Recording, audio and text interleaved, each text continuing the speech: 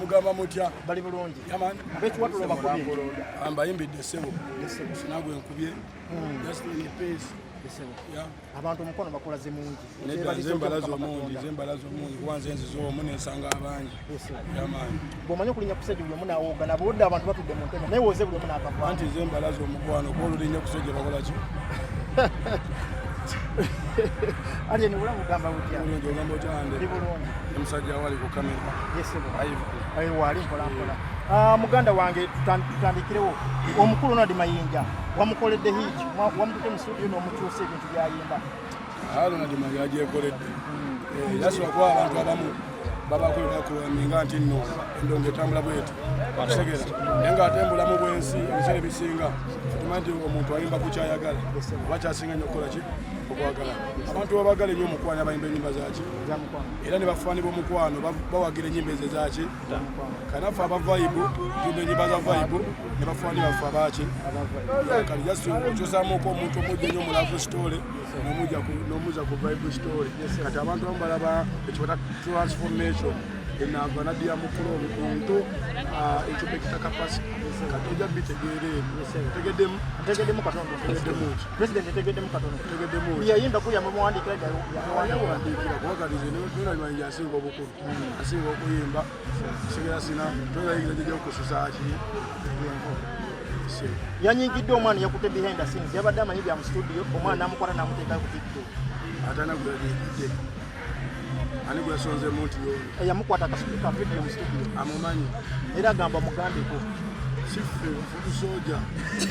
lumbuye yaweza drone kufango kati Nadi Mayinja abaali kodinga drone zalumbuye zakola ki zakwata Mayinja era tunyigidde nnyo bano abaana batusitwago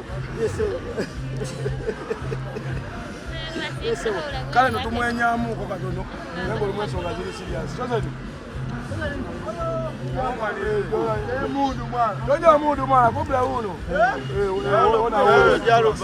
temuja mundu bameni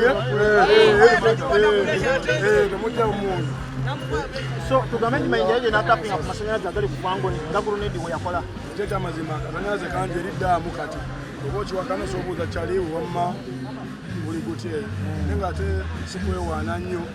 naye tunafuna nze ne budwaini tunakemba temutambulirako akabasudde kaliko yagamba nti waliwo abanyiiga olw'okuba neewaana nnyo segede naye naye bw'olivaamu ebyo nyumba olikola ki lyewaana lulwo olyakabuuza prinsipo matagamanyi kati olutambulira eri waffe eddaamu ki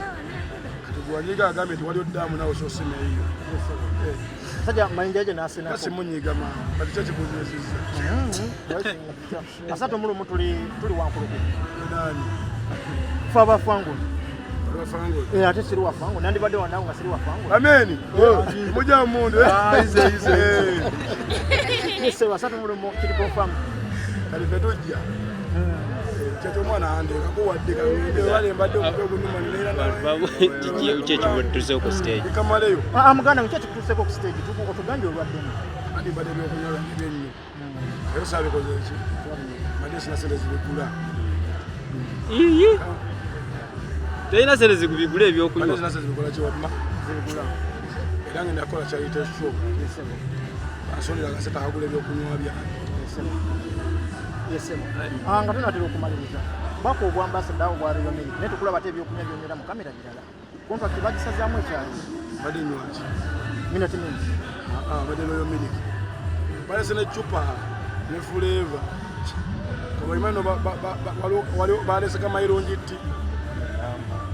waliodekochokoepena mayirungi juice amen oja omundu omwaka 2023 gwe yeetisa mu lyo ga Uganda n'eminisita wa Uganda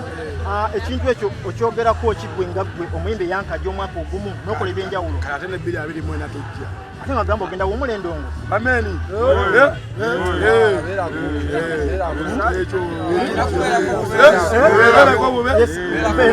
so bidi abiri mwanera ogenda tuzunza nga otuzunziza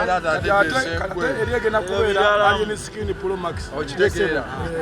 wanagenda nonyeza abawagizi bange nga President Museveni bwagamba nti bafaani bansabye bameni ngende obambeerewo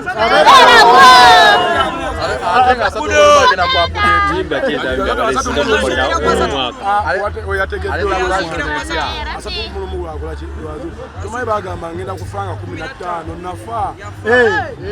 kati nga 3 enkolaki